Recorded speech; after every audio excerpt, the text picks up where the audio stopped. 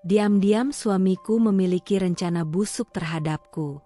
Dia ingin menikah lagi dan menguasai perusahaanku yang kuserahkan padanya untuk dia kelola setelah menikah. Lihat saja tak akan kubiarkan itu terjadi.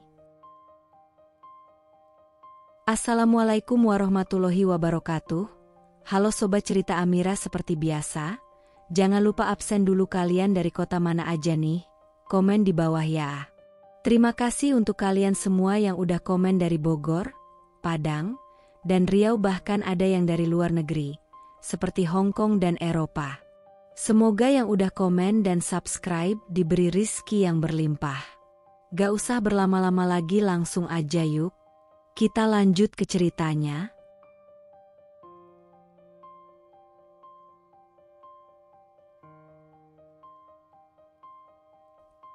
Aku adalah seorang wanita mandiri yang membangun perusahaanku dari nol. Setiap tetes keringat yang kuperas, setiap malam panjang yang kuhabiskan untuk merancang rencana dan strategi, semuanya terasa begitu berarti saat aku bisa melihat hasilnya tumbuh dan berkembang. Aku tidak pernah mengandalkan siapapun selain diriku sendiri, dan itu adalah prinsip yang selalu kupegang teguh.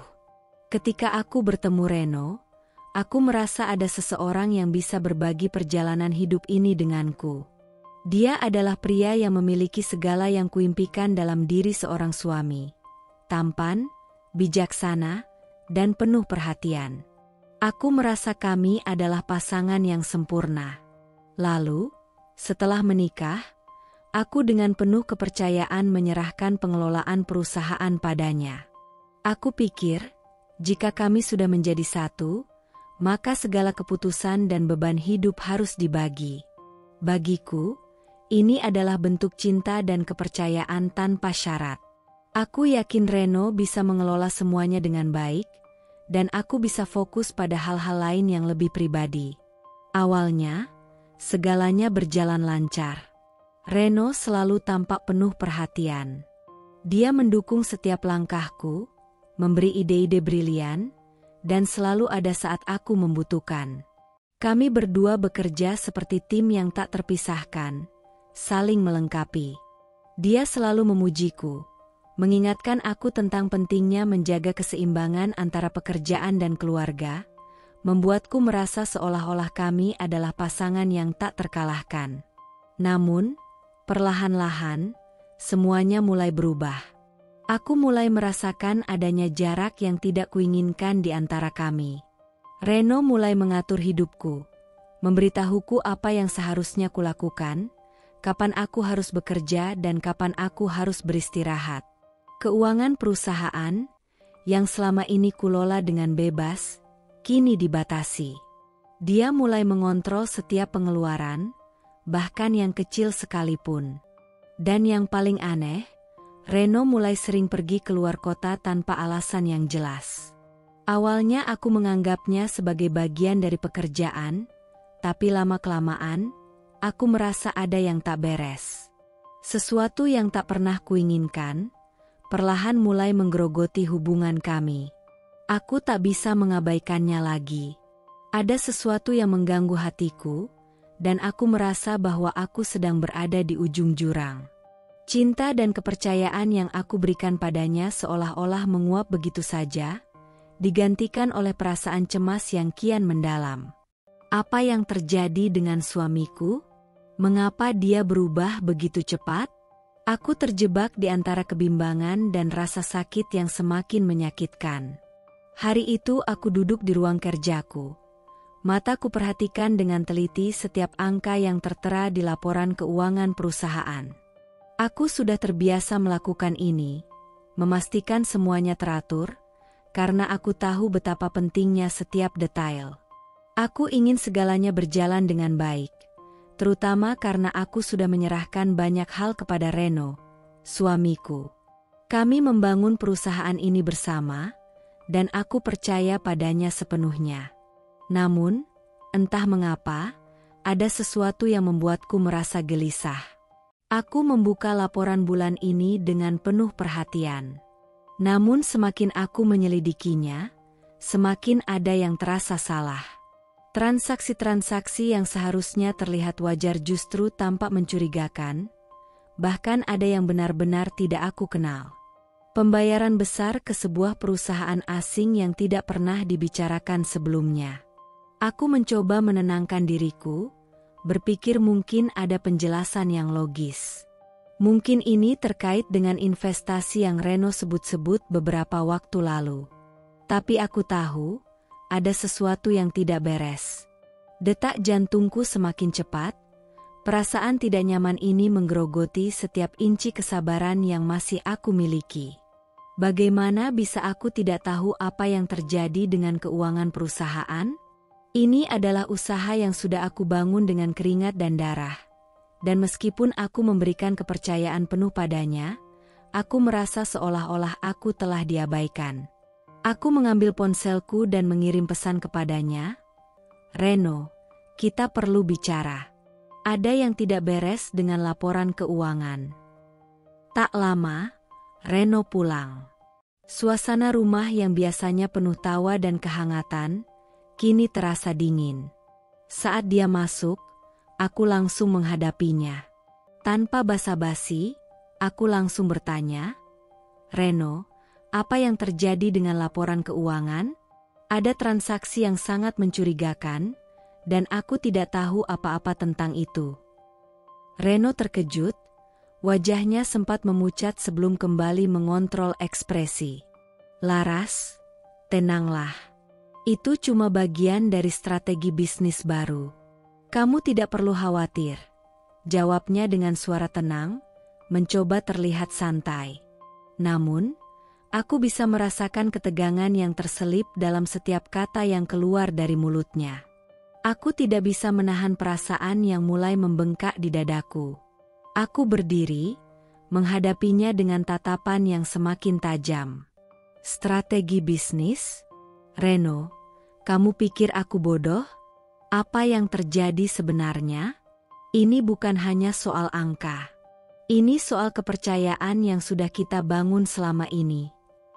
Aku bisa merasakan amarah mulai menguasai diriku. Kenapa kamu tidak memberitahuku tentang ini? Kenapa semuanya harus aku temukan sendiri?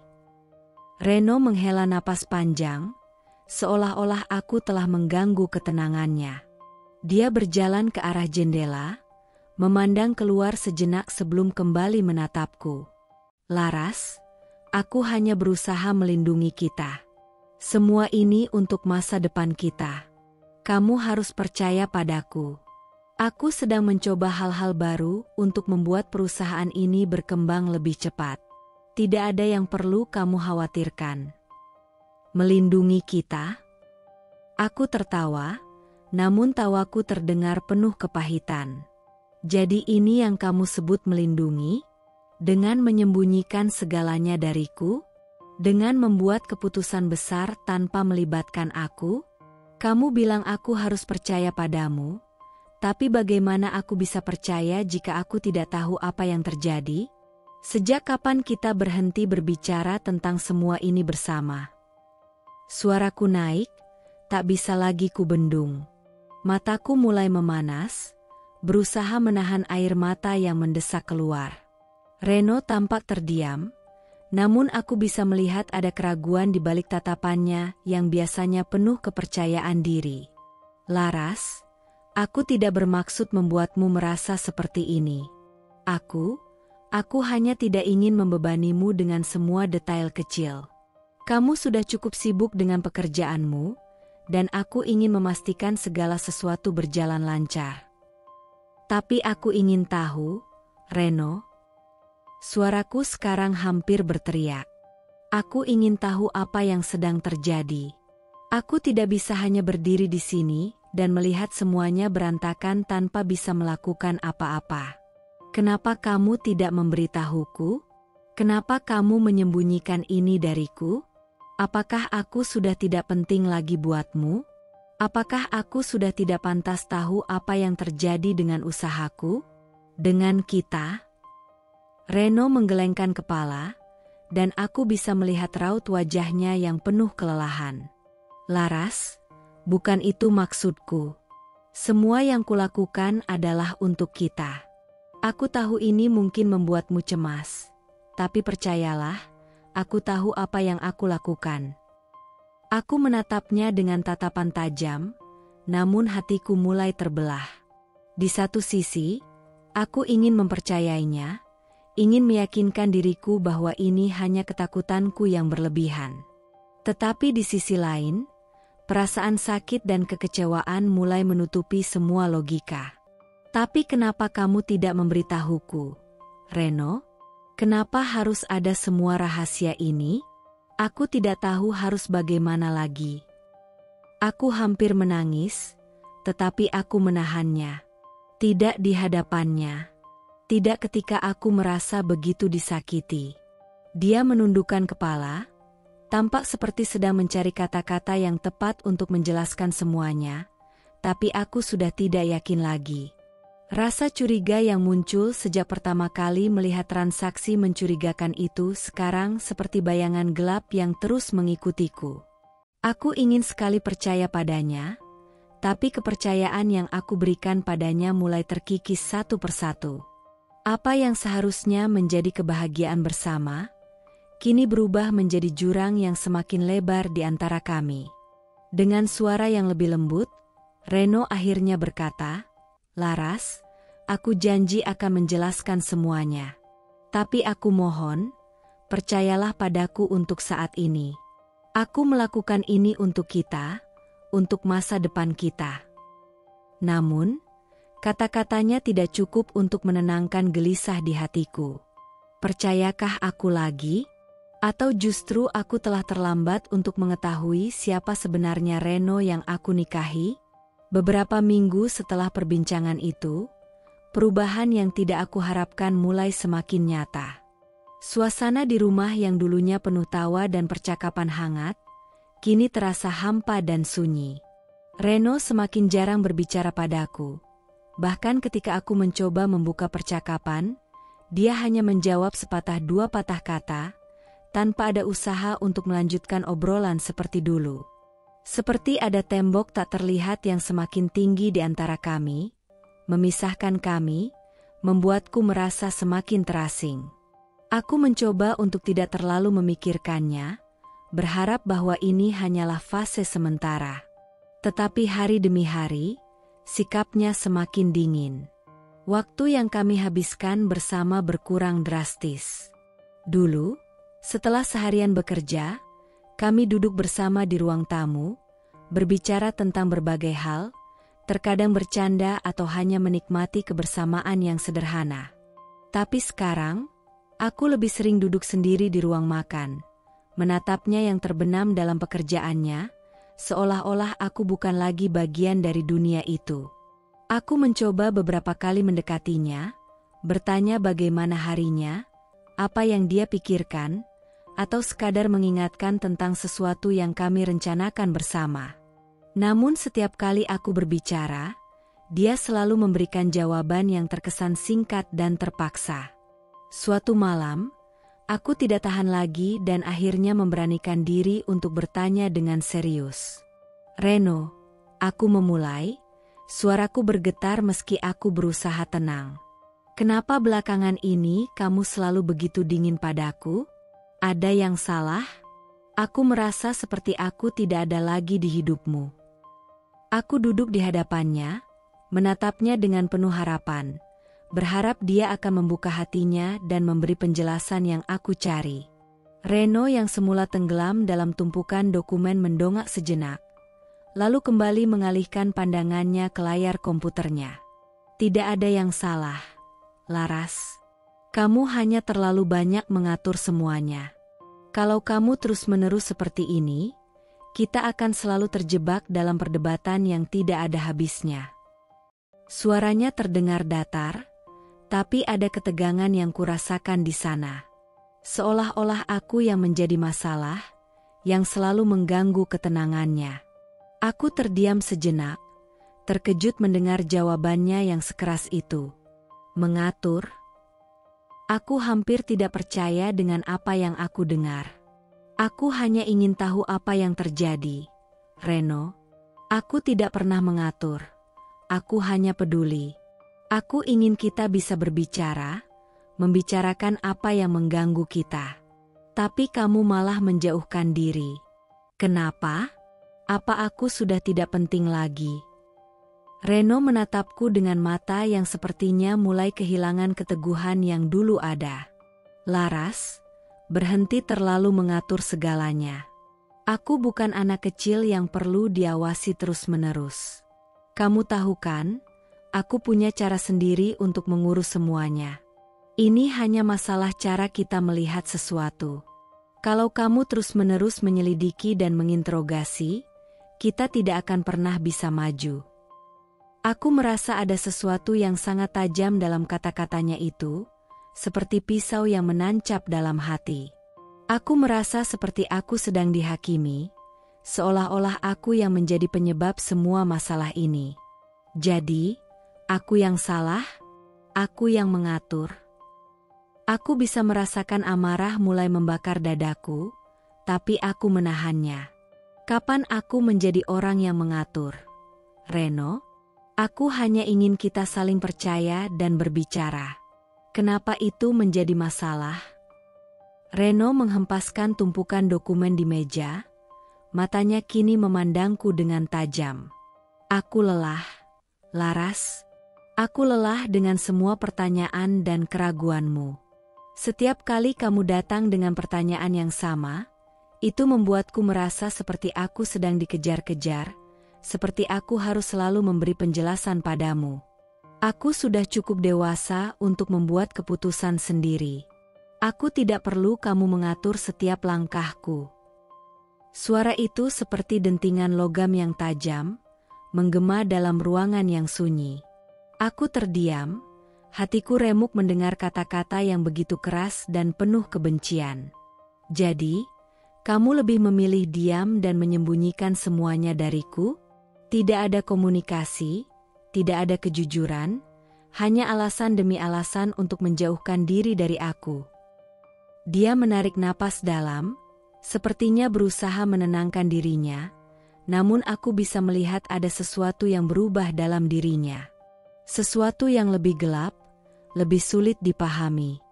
Aku tidak sedang menjauhkan diri darimu. Tapi kamu harus mengerti, Laras, aku punya tanggung jawab yang besar.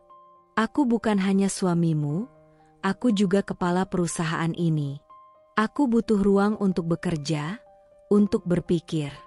Dan aku tidak butuh pengawasan terus-menerus. Aku merasa sakit mendengar kata-kata itu.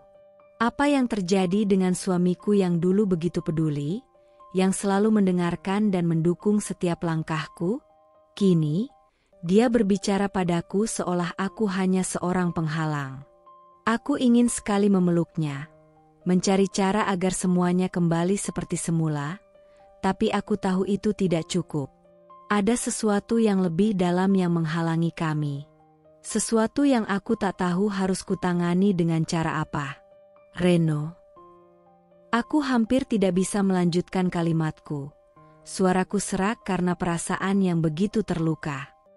Aku hanya ingin kita tetap seperti dulu, saling mendukung, saling percaya.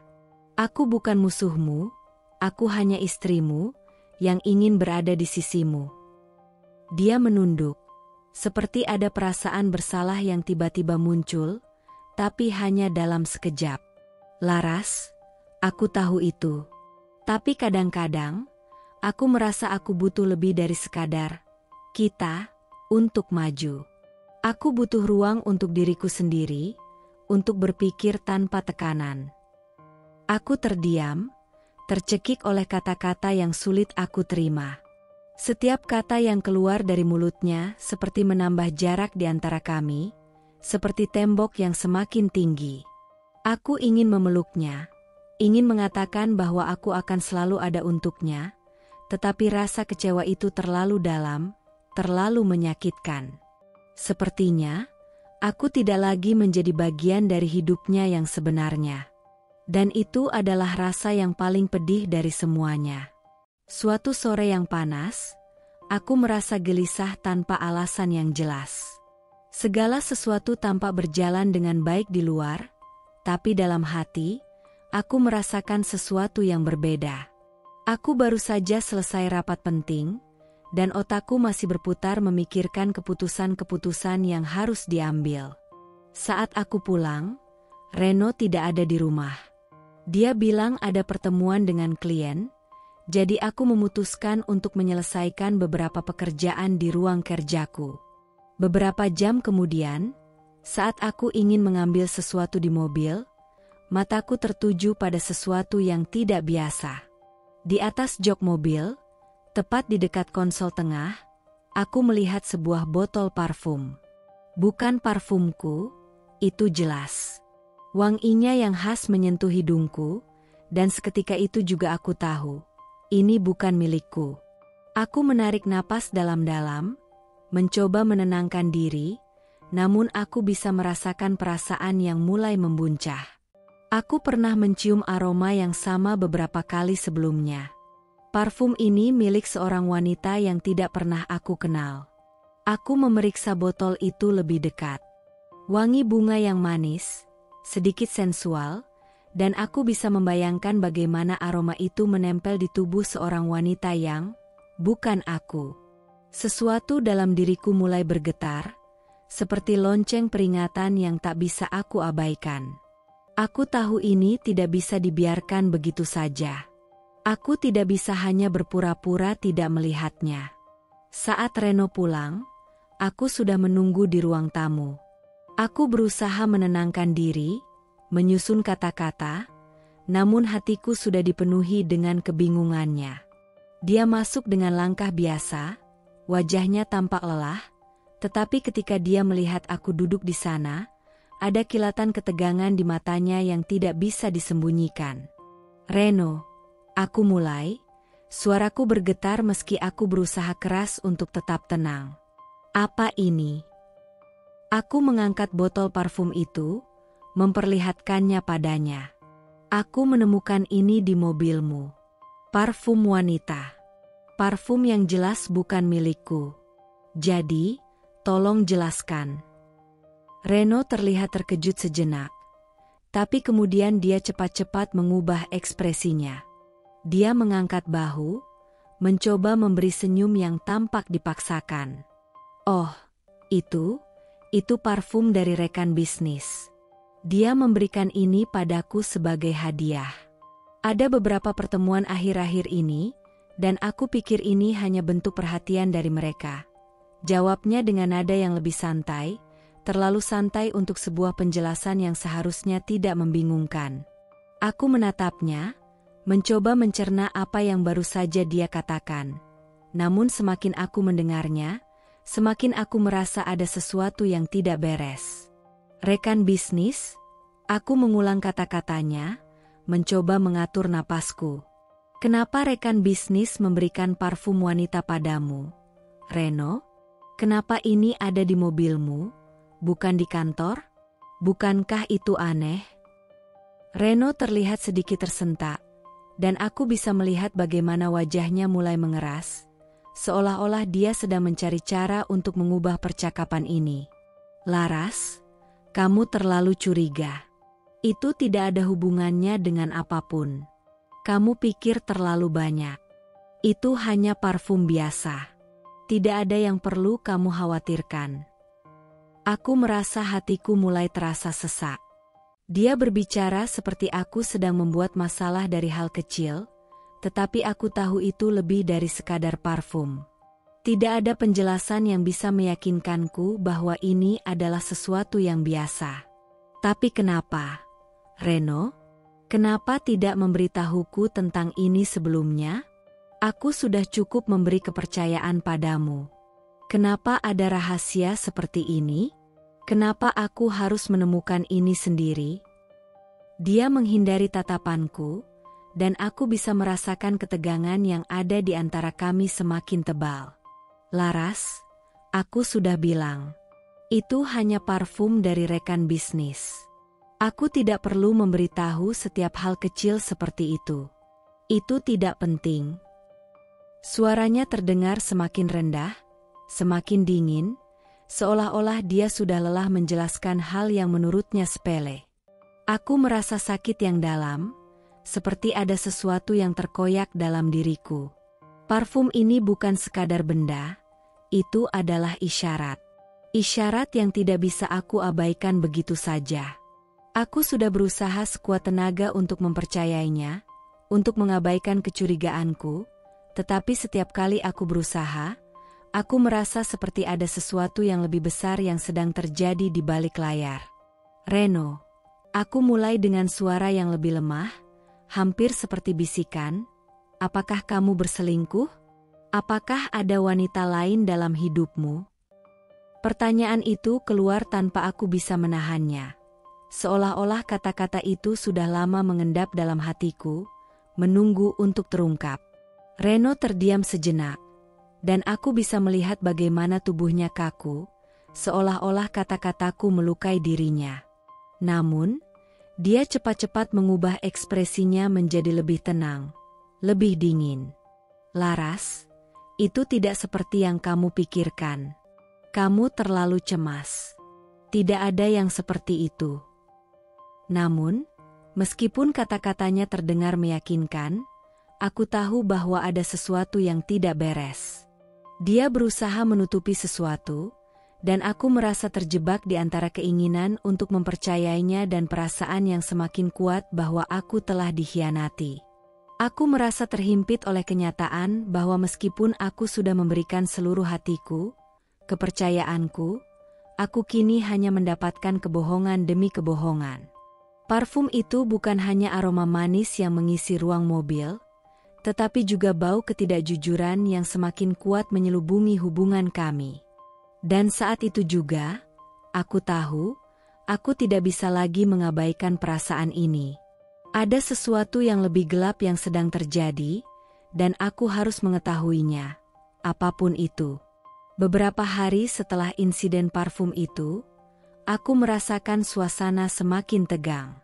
Meskipun Reno berusaha berlagak seperti semuanya baik-baik saja, aku bisa merasakan ada sesuatu yang mengganjal. Dia semakin sering menghindar, semakin sering meninggalkanku di rumah sendirian, seolah-olah untuk memberikan ruang bagiku untuk merenungkan apa yang sedang terjadi. Namun, ruang itu justru semakin membuatku merasa terasing. Setiap kali aku berusaha berbicara dengannya, dia selalu menghindar, memberikan alasan untuk pergi atau sibuk dengan urusan lain.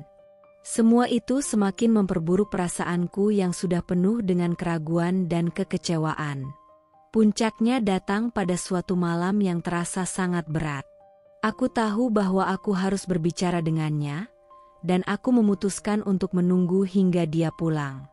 Malam itu, aku sudah mempersiapkan diri untuk berbicara dengan tegas, untuk mengungkapkan semua yang aku rasakan.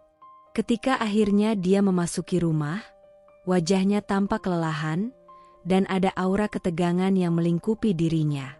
Aku sudah tidak bisa menahan rasa sakit dan kebingunganku lagi. Reno, aku mulai dengan suara yang pelan namun tegas. Kita perlu bicara tentang hubungan kita, tentang apa yang sebenarnya terjadi.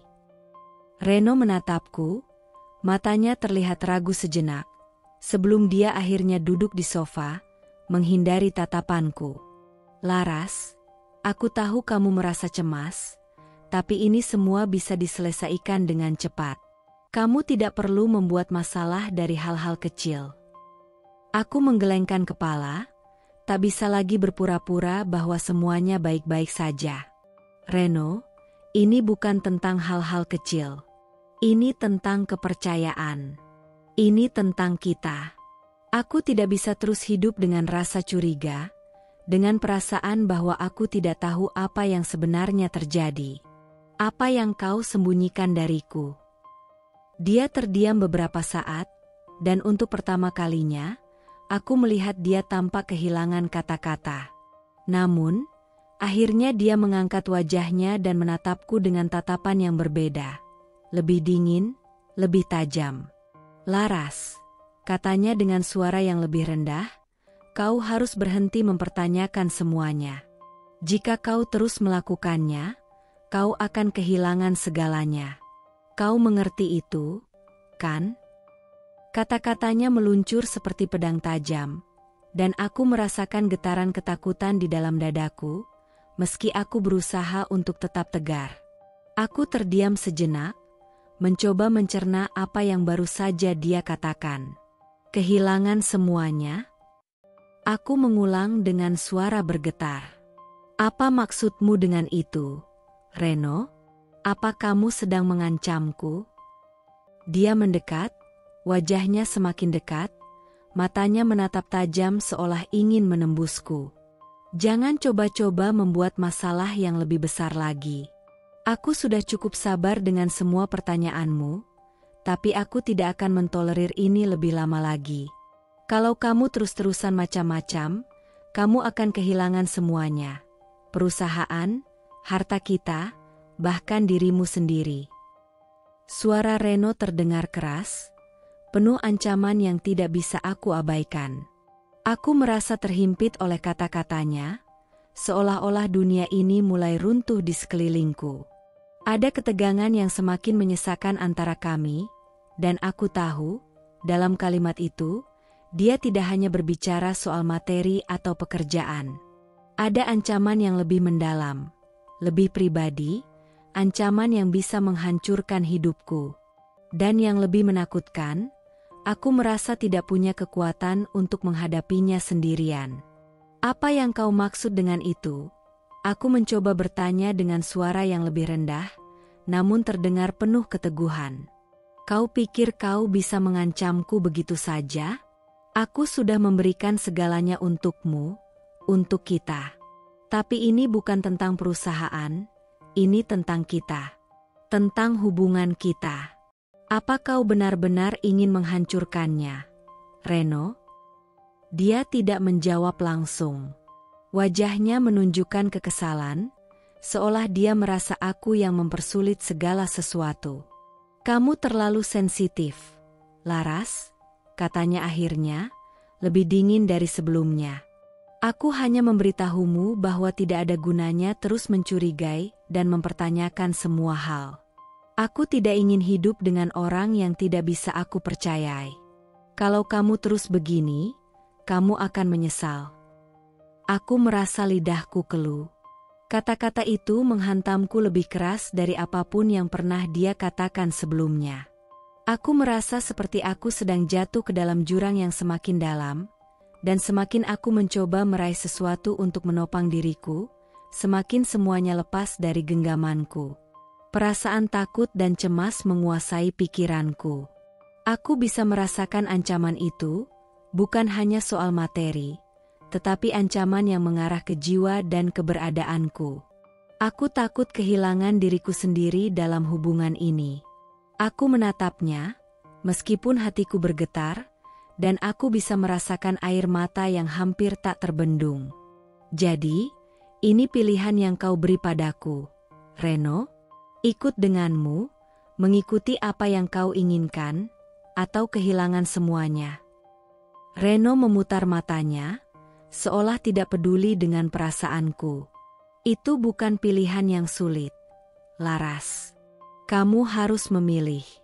Kalau kamu terus-menerus mengganggu, kamu hanya akan menyakiti dirimu sendiri. Aku merasakan rasa sakit yang dalam, seolah-olah seluruh dunia menyaksikan aku terpuruk dalam ketidakberdayaan. Apa yang harus aku lakukan? Bagaimana jika benar? Aku akan kehilangan semuanya, termasuk diriku sendiri. Setelah malam itu, rasa curiga dan ketakutan semakin menggerogoti pikiranku. Kata-kata Reno yang penuh ancaman terus berputar dalam kepalaku, membuatku merasa semakin terperangkap dalam sebuah kebohongan besar yang sepertinya ingin dia tutup rapat-rapat. Aku tidak bisa lagi berdiam diri, tidak bisa lagi hanya berharap bahwa semuanya akan membaik, atau bahwa aku hanya sedang terlalu cemas. Aku harus tahu apa yang sebenarnya terjadi. Aku harus menemukan bukti, entah itu menyakitkan atau tidak. Aku memutuskan untuk mengambil langkah berani yang sudah lama kuhindari. Aku menyewa seorang penyelidik pribadi. Seorang detektif swasta yang sudah berpengalaman mengungkapkan berbagai macam kasus perselingkuhan, yang katanya bisa membantu menemukan jawaban atas keraguanku. Aku tahu ini adalah langkah besar, tetapi hati ini semakin hancur oleh kebingunganku yang tidak berkesudahan. Aku membutuhkan jawaban yang pasti, meskipun itu mungkin menghancurkan segalanya. Aku tidak memberitahukan Reno tentang keputusan ini. Dia akan tahu suatu saat nanti, ketika waktunya tiba. Aku ingin dia merasa nyaman dalam keyakinannya bahwa aku tidak tahu apa-apa, bahwa aku hanya seorang istri yang cemas dan tidak mengerti. Tapi kenyataannya, aku sudah mulai mengetahui lebih banyak dari yang dia kira. Beberapa minggu berlalu, dan penyelidik pribadiku mulai mengirimkan laporan secara berkala.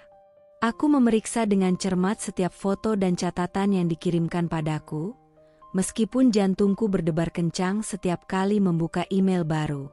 Aku melihat Reno, berpakaian rapi seperti biasa, namun ada sesuatu yang berbeda dalam caranya berinteraksi dengan seorang wanita muda yang aku kenal. Namanya Sarah, seorang karyawan baru di perusahaan kami. Sarah, gadis muda yang baru beberapa bulan bekerja, selalu tampak ceria, penuh energi, dan selalu menjadi pusat perhatian di kantor. Aku tahu dia sering terlihat berdekatan dengan Reno, berbicara dalam kelompok, tertawa bersama, namun aku selalu berusaha untuk mengabaikan perasaan tidak nyaman itu. Tapi setelah melihat bukti-bukti ini, aku tidak bisa lagi menutup mata. Di salah satu foto yang diterima, Reno dan Sarah sedang berada di sebuah restoran mewah, duduk berdampingan, berbicara sangat dekat. Mereka tertawa bersama, ada kontak fisik yang terlihat jelas. Sarah menyentuh tangan Reno dengan lembut, sebuah sentuhan yang tidak bisa diabaikan. Foto-foto berikutnya menunjukkan mereka di berbagai tempat, di luar kota, di hotel, bahkan di sebuah kafe yang sepertinya hanya mereka yang ada di sana. Matahari terbenam di belakang mereka, dan dalam foto itu, mereka tampak sangat akrab, bahkan lebih dari sekadar rekan kerja. Hati ini terasa seperti diremas. Aku tidak bisa mengalihkan pandanganku dari foto-foto itu. Rasa sakit dan kekecewaan merobekku, seolah-olah semua kebohongan yang Reno tuturkan selama ini terbuka lebar di hadapanku. Aku mengingat setiap kalimat yang pernah dia ucapkan, itu hanya rekan bisnis, atau tidak ada yang perlu kamu khawatirkan. Semua itu seperti suara hampa, kosong, tak berarti lagi. Aku memutuskan untuk menemui penyelidik pribadi itu secara langsung, ingin mendengar penjelasan lebih rinci. Aku tidak bisa menunda lagi. Aku harus tahu lebih banyak, lebih dalam.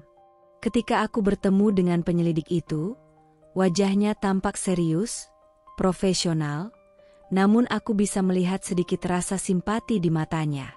Mungkin dia sudah sering berhadapan dengan kisah-kisah seperti ini. Apakah ini semua benar? Aku bertanya dengan suara yang hampir pecah. Apakah Reno? Apakah dia benar-benar berselingkuh dengan Sarah? Penyelidik itu mengangguk pelan, menatapku dengan ekspresi yang tidak bisa kutafsirkan. Saya tahu ini sulit untuk diterima. Tapi berdasarkan pengamatan kami, hubungan mereka lebih dari sekadar profesional. Mereka sering bersama, dan sikap mereka satu sama lain jelas lebih intim dari yang seharusnya. Aku merasa dunia ini mulai bergoyang. Semua yang aku takutkan, yang aku duga, ternyata memang benar. Aku merasakan beratnya kenyataan itu menghujam ke dalam dadaku. Dia benar-benar berselingkuh dengan Sarah, kan? Sepertinya begitu, jawabnya pelan, lalu dia memberikan satu set foto tambahan. Ini adalah foto yang diambil beberapa hari yang lalu, saat mereka berada di luar kota. Tampaknya hubungan mereka sudah berjalan cukup lama. Aku menatap foto-foto itu, dan kali ini rasanya seperti melihat kehidupan orang lain, bukan kehidupanku.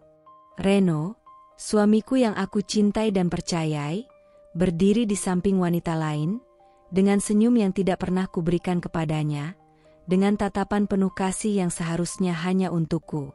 Ada sesuatu yang rusak dalam diriku. Sesuatu yang tak bisa diperbaiki hanya dengan kata-kata maaf. Aku kembali ke rumah dengan perasaan hancur, berbalut dengan kekecewaan yang tak bisa kuungkapkan. Ketika Reno masuk malam itu, aku tahu bahwa ini adalah saatnya. Aku harus menghadapi kenyataan, menghadapi dia dengan bukti yang tak terbantahkan. Aku bisa melihat dia mencoba untuk tersenyum, tetapi senyum itu tampak palsu. Dia tahu, sesuatu akan terjadi malam ini. Laras, kamu ada apa? Reno bertanya, sedikit cemas melihat ekspresiku yang tegang. Namun aku sudah tidak bisa menahan diri lagi. Aku menatapnya dengan mata yang penuh air mata yang hampir tidak terbendung. Aku tahu, Reno. Aku tahu semuanya. Aku mengambil foto-foto itu, melemparkannya di meja di depan dia. Aku tahu tentang kamu dan Sarah. Wajah Reno berubah seketika, seperti dia merasa terperangkap, seperti semua kebohongan yang dia sembunyikan selama ini mulai terungkap di hadapannya. Laras, dengar dulu, dia mencoba berbicara, tetapi aku memotongnya. Tidak ada yang bisa kau katakan lagi, Reno, aku berbisik, suaraku serak dan penuh rasa sakit. Aku melihat semuanya. Semua foto itu, semua kebohonganmu. Jadi, berhenti berbicara tentang kita dan masalah kecil. Karena aku tahu sekarang, siapa yang sebenarnya kamu cintai. Reno terdiam, wajahnya tertunduk, seolah-olah kata-kata itu sudah menghancurkannya. Aku tahu dia tidak bisa lagi berpura-pura. Ini adalah akhir dari semuanya. Dan aku tidak tahu harus bagaimana lagi. Suatu malam, setelah berhari-hari merasakan hancurnya hati ini, aku merasa seperti tidak bisa tidur. Setiap sudut rumah terasa asing. Setiap ruang yang dulu penuh dengan kenangan indah kini terasa sangat kosong. Aku memikirkan segala sesuatu yang telah terjadi.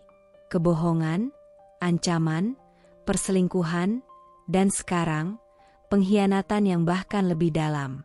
Aku tak bisa lagi hanya duduk diam, menunggu apa yang akan terjadi. Aku harus tahu apa yang sebenarnya sedang mereka rencanakan. Aku kembali pada penyelidik pribadi yang telah membantuku sebelumnya, meminta untuk mengetahui lebih banyak lagi. Namun kali ini, aku tidak hanya meminta foto atau laporan. Aku ingin tahu lebih dalam. Aku ingin tahu apa yang sedang terjadi di balik layar, apa yang mereka rencanakan. Dan penyelidik itu, yang melihat betapa desperatnya aku, memberikan tawaran yang tak terduga. Rekaman percakapan yang dia dapatkan secara diam-diam. Aku ingat saat pertama kali mendengarnya, rekaman itu dimainkan di ruang tamu, dengan suara Reno dan Sarah yang terdengar jelas. Suara mereka bercampur aduk dengan percakapan lain, tetapi satu hal yang langsung menarik perhatian, ada sesuatu yang sangat gelap sedang terjadi. Reno, dalam rekaman, suara terdengar lebih lembut dan penuh rencana. Sarah, semuanya sudah berjalan sesuai rencana. Kalau kita bisa buat Laras keluar dari jalan, kita bisa ambil alih sepenuhnya. Aku akan menikahimu, dan kamu akan menjadi bagian dari semua ini. Tidak akan ada yang bisa menghalangi kita. Sarah, suara terdengar sedikit gugup, namun bersemangat. Tapi bagaimana kalau dia tahu tentang kita, Reno? Bagaimana jika dia menemukan semuanya? Reno tertawa, suara terdengar licik. Laras terlalu sibuk dengan pekerjaannya, dia tidak akan melihat apa yang sedang kita lakukan. Kita sudah menyiapkan semuanya. Aku akan membuatnya terpuruk, menjatuhkan reputasinya di perusahaan, membuat semua orang meragukan kemampuannya. Aku sudah memikirkan rencana ini matang-matang. Sarah, kita akan menggulingkannya, lalu mengusirnya tanpa sisa.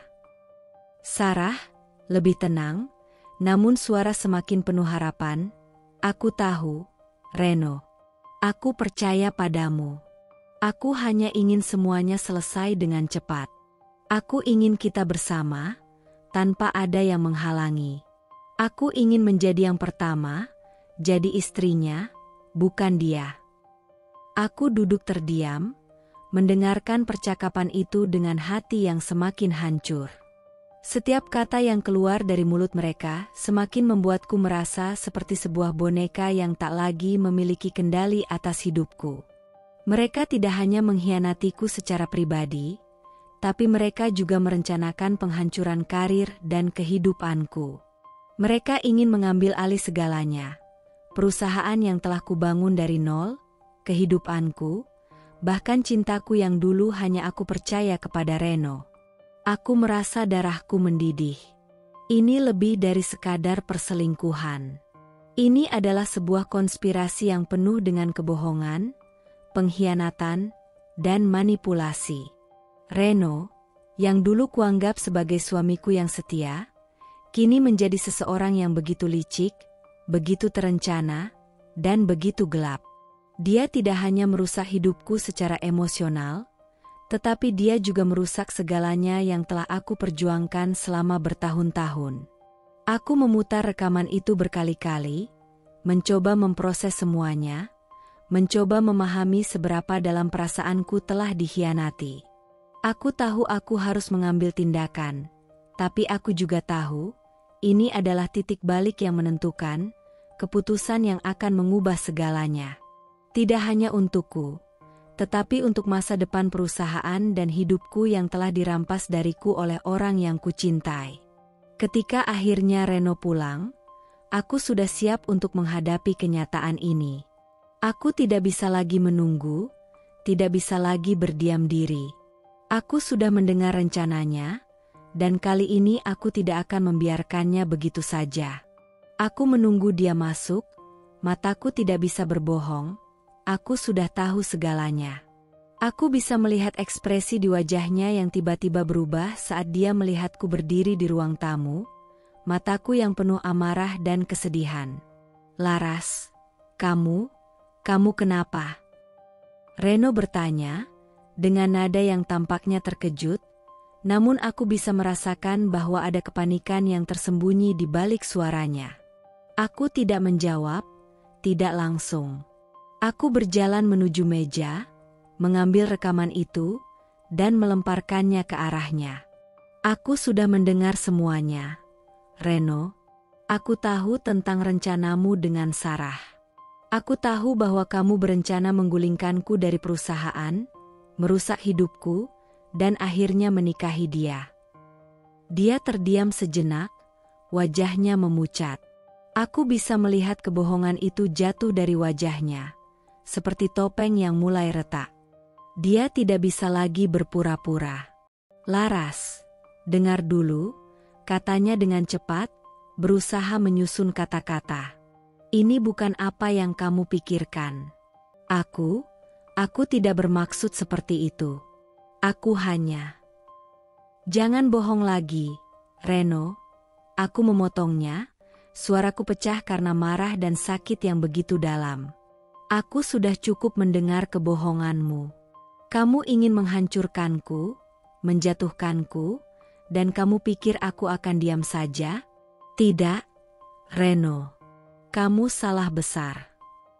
Aku merasa seperti ada kekuatan yang baru muncul dalam diriku, sesuatu yang lebih kuat dari rasa sakit yang telah menguasai hidupku selama ini.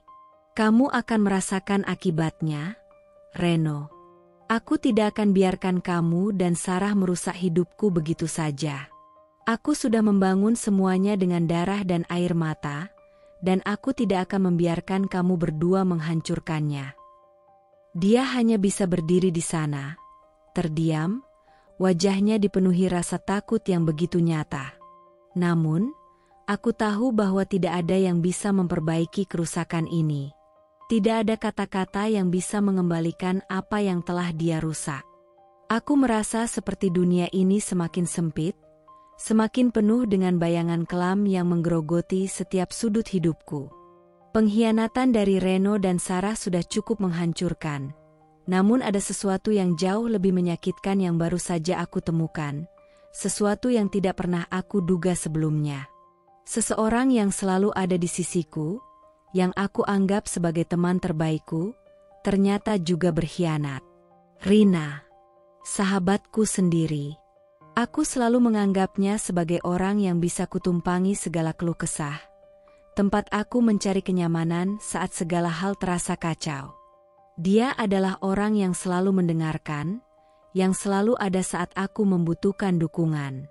Kami sudah melalui begitu banyak bersama, mulai dari masa kuliah hingga berjuang bersama-sama membangun perusahaan ini.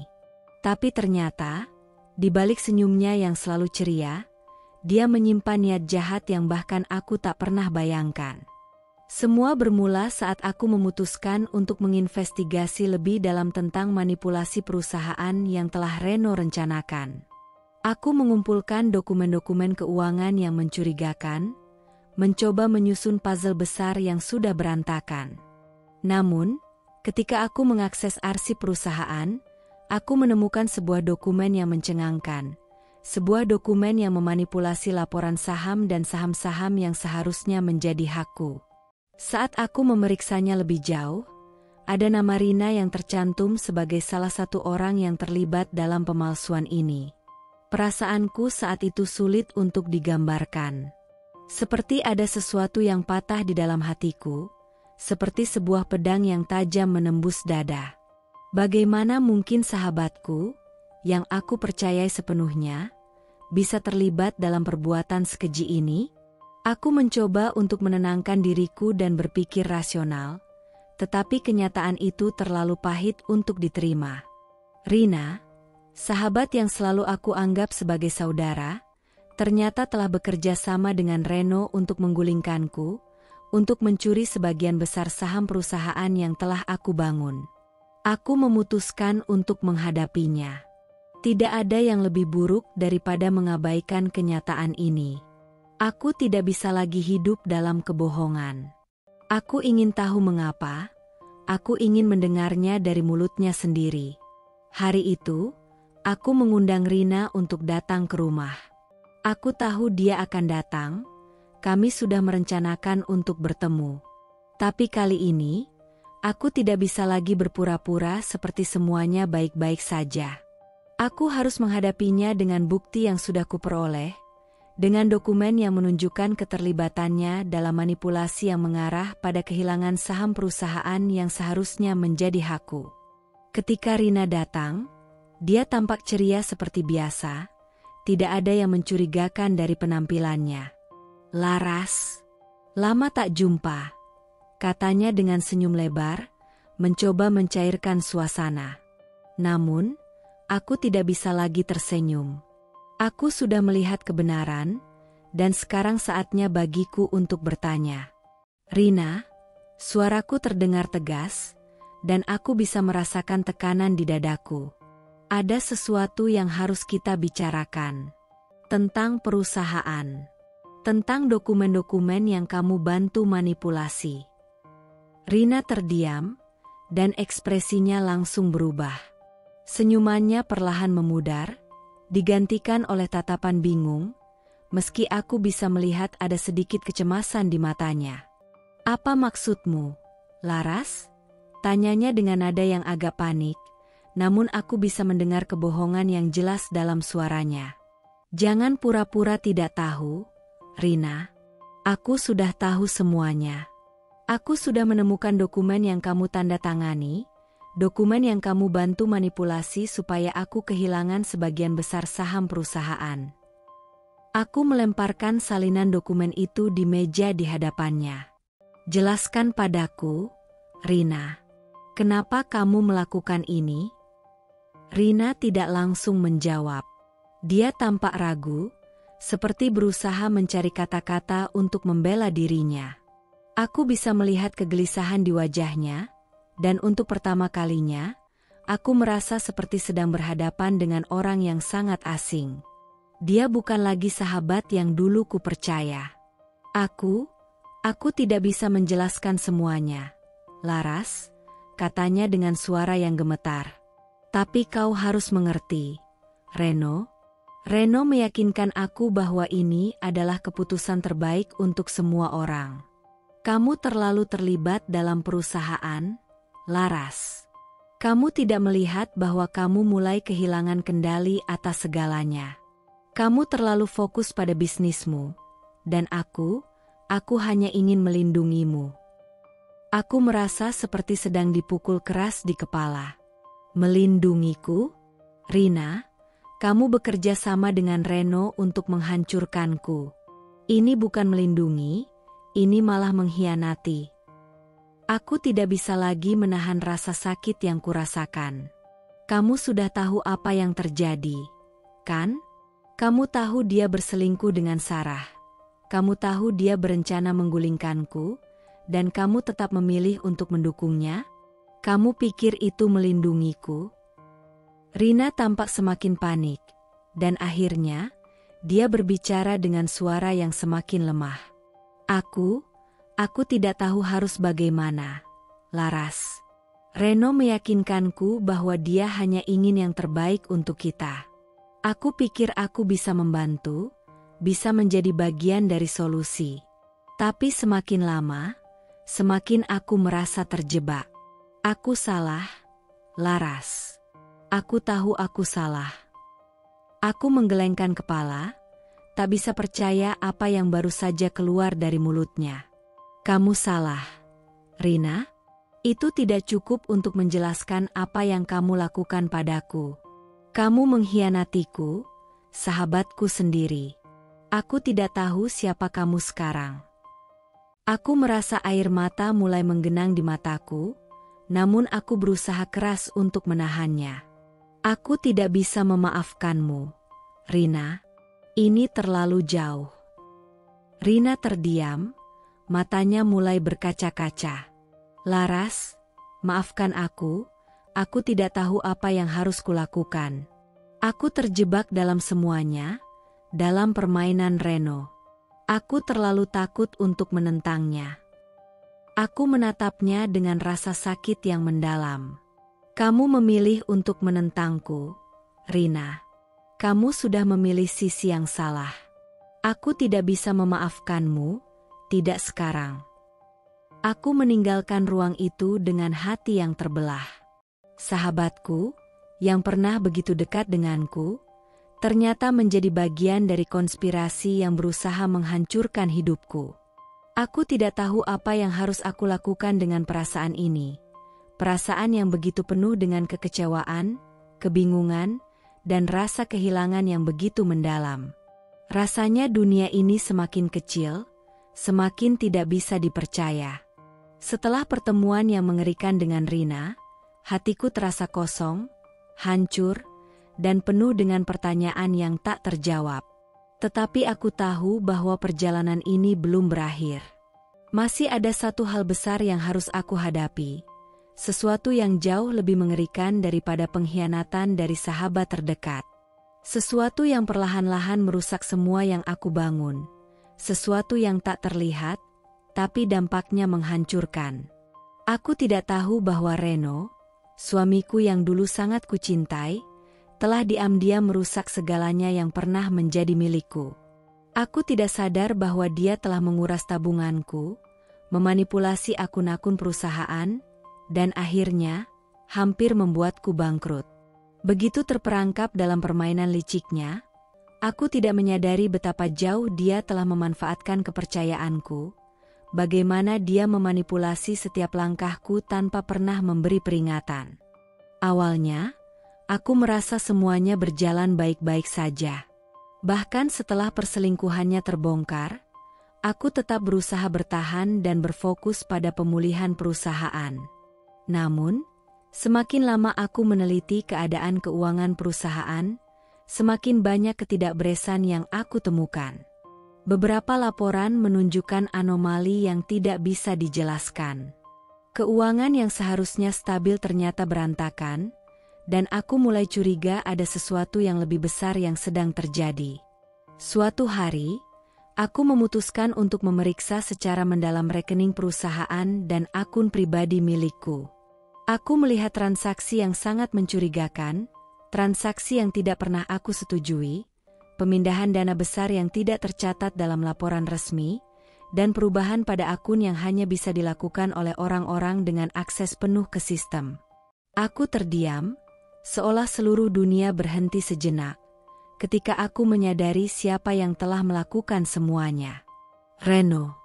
Dia tidak hanya merusak kehidupan pribadiku dengan perselingkuhannya, tetapi dia juga telah menguras semua yang aku miliki. Dalam diam, dia memindahkan uang dari akun perusahaan ke rekening pribadinya. Tidak hanya itu, dia juga memanipulasi laporan keuangan agar aku tidak menyadari kerugian besar yang sedang terjadi. Dana perusahaan yang seharusnya digunakan untuk pengembangan dan operasi justru dibajak tanpa ada jejak yang jelas.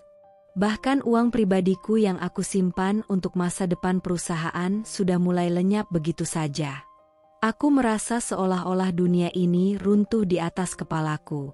Aku telah bekerja keras membangun perusahaan ini sejak awal, dengan darah, keringat, dan air mata.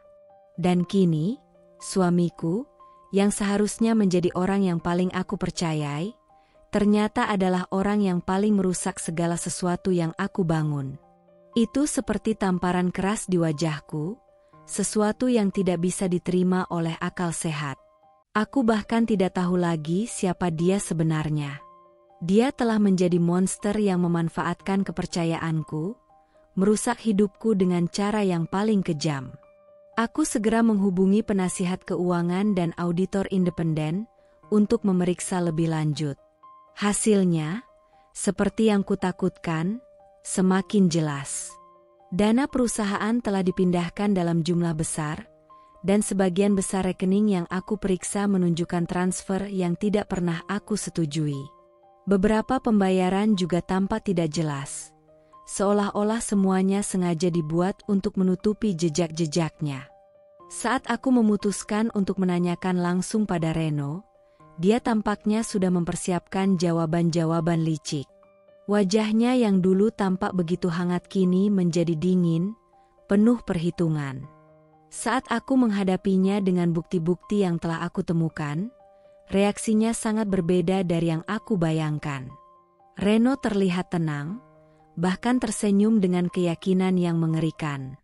"Laras," katanya dengan nada suara yang sangat santai, seolah-olah dia tidak melakukan apa-apa yang salah.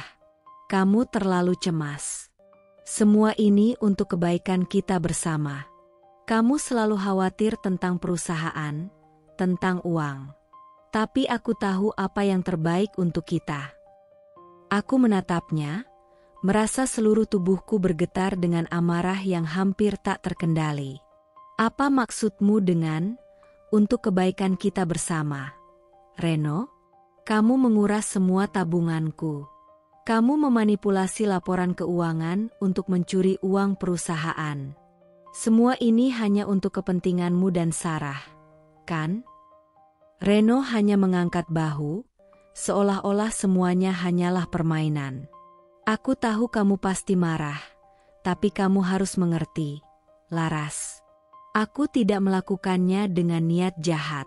Aku hanya memastikan kita punya cukup dana untuk masa depan. Aku tahu kamu terlalu fokus pada hal-hal kecil, sementara aku sedang berpikir jauh ke depan. Dan Sarah, dia akan menjadi bagian penting dari masa depan kita. Aku pastikan itu." Hatiku seperti dihancurkan berkeping-keping. Aku tidak bisa percaya apa yang dia katakan. Reno, yang dulu kucintai, kini seolah-olah sudah menjadi orang yang sangat asing bagiku. "Jadi, itu yang kamu sebut melindungiku? Menguras habis segala sesuatu yang aku perjuangkan? Kamu pikir ini semua untuk kebaikan kita? Kamu sudah menghancurkan hidupku, Reno." Dia hanya tersenyum dingin, seolah-olah dia sudah memenangkan semuanya. "Laras, kamu terlalu emosional. Kamu akan mengerti nanti. Aku sudah merencanakan semuanya dengan matang." Aku merasa terperangkap dalam jaring kebohongan dan pengkhianatan yang begitu rapat. Aku tahu aku harus mengambil tindakan, tapi di saat yang sama, Aku merasa hampir tak berdaya. Jika aku tidak segera bertindak, semuanya bisa berakhir lebih buruk dari yang pernah kubayangkan. Aku harus mencari cara untuk mengembalikan semua yang telah hilang. Perusahaan, uang, dan bahkan hidupku yang telah terbalik oleh pengkhianatan ini. Namun, satu hal yang aku tahu pasti, aku tidak akan membiarkan Reno dan Sarah menang. Aku tidak akan membiarkan mereka menghancurkan segala yang telah aku bangun. Aku akan melawan mereka, sekeras apapun itu. Ini bukan hanya tentang uang atau perusahaan lagi. Ini tentang kehormatan dan harga diriku yang tidak akan mereka hancurkan. Setelah aku mengetahui betapa dalamnya pengkhianatan yang dilakukan oleh Reno dan Sarah, dan bagaimana mereka hampir merusak segala yang telah aku bangun, aku merasa seperti kehilangan kendali atas hidupku. Namun, aku tahu aku harus tetap bertahan dan melawan, tidak peduli seberapa gelap jalannya.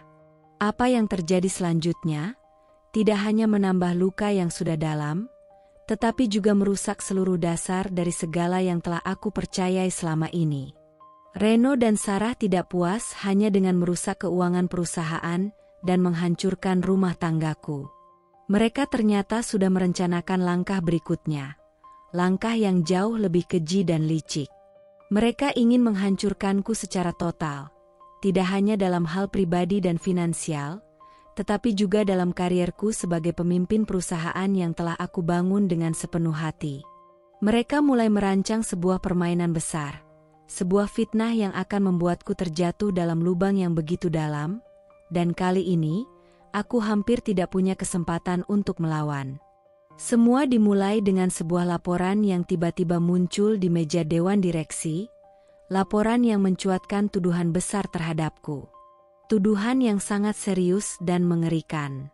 Dalam laporan itu, aku difitnah telah melakukan korupsi besar-besaran dengan memanipulasi dana perusahaan untuk kepentingan pribadi. Mereka bahkan menyertakan dokumen palsu yang menunjukkan transaksi mencurigakan dan bukti-bukti yang sengaja disusun sedemikian rupa agar terlihat seperti aku yang terlibat dalam penyalahgunaan uang perusahaan.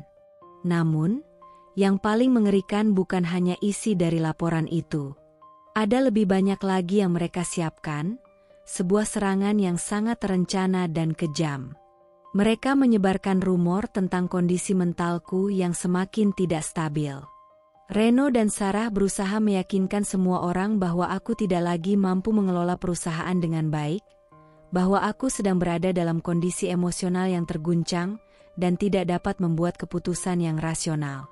Mereka bahkan mengeluarkan pernyataan palsu bahwa aku sedang mengalami gangguan jiwa, yang membuatku tidak mampu menjalankan tugas sebagai pemimpin perusahaan. Aku terkejut dan bingung. Bagaimana bisa mereka melakukan ini? Semua yang mereka lakukan terasa seperti pukulan bertubi-tubi, lebih dari sekadar pengkhianatan, tapi juga upaya untuk menghancurkan setiap bagian dari diriku, dari reputasiku yang telah aku bangun selama bertahun-tahun. Aku tahu bahwa mereka berdua telah menyusun strategi ini dengan sangat rapi, dengan memanfaatkan kelemahanku dan ketidakmampuanku untuk melihat lebih dalam ke dalam permainan mereka yang kotor. Aku tidak tahu harus berbuat apa pada saat itu. Semua orang yang pernah aku anggap teman mulai meragukanku. Mereka yang dulu mendukungku kini mulai mempertanyakan kemampuan dan kestabilanku. Dewan direksi yang dulu selalu memberi dukungan kini tampak ragu-ragu. Bahkan sahabat yang aku miliki sejak lama, mereka juga mulai berpaling, tak lagi percaya padaku. Mereka tidak tahu apa yang sebenarnya terjadi. Mereka hanya mendengar cerita dari Reno dan Sarah, dan cerita itu berhasil membuat mereka meragukan integritas dan kemampuanku. Aku tahu aku harus segera melawan, tetapi bagaimana? Bagaimana aku bisa membuktikan bahwa aku tidak bersalah? Bahwa semua yang mereka lakukan adalah rekayasa yang jahat? Aku merasa seperti berada dalam jerat yang tak terlihat, di mana setiap langkah yang aku ambil membuatku semakin terperangkap. Namun, aku juga tahu satu hal yang pasti, aku tidak akan menyerah begitu saja. Aku tidak akan membiarkan mereka menang, tidak akan membiarkan mereka menghancurkan hidup dan perusahaan yang telah aku bangun. Pada malam yang penuh ketegangan itu, aku duduk di ruang kerjaku, menghadap layar komputer yang penuh dengan laporan dan dokumen yang membuktikan betapa dalamnya konspirasi ini. Aku tahu, untuk melawan fitnah yang telah mereka sebarkan, aku harus berpikir cerdas.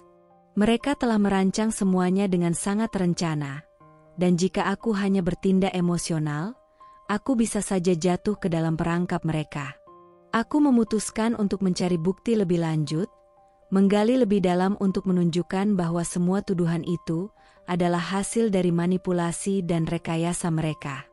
Aku menghubungi tim investigasi yang sudah berpengalaman, meminta mereka untuk menyelidiki semua laporan dan bukti-bukti yang ada, serta memeriksa segala transaksi yang mereka sebutkan dalam dokumen palsu itu. Namun, selama aku menyelidiki lebih jauh, aku semakin sadar bahwa setiap langkah yang aku ambil bisa dipantau oleh Reno dan Sarah. Mereka sudah menyiapkan segalanya. Mereka telah merencanakan untuk membuatku terjatuh dengan cara yang paling brutal dan tak terduga. Aku merasa seperti berada dalam permainan yang penuh jebakan, di mana setiap keputusan yang aku buat bisa mengarah pada kehancuran. Ketika akhirnya aku menghadapi dewan direksi untuk pertama kalinya, aku merasa seperti berada di tengah medan pertempuran yang sangat berat. Reno dan Sarah sudah mempersiapkan segalanya, dan kini, aku berdiri di hadapan mereka, mempertaruhkan seluruh hidupku.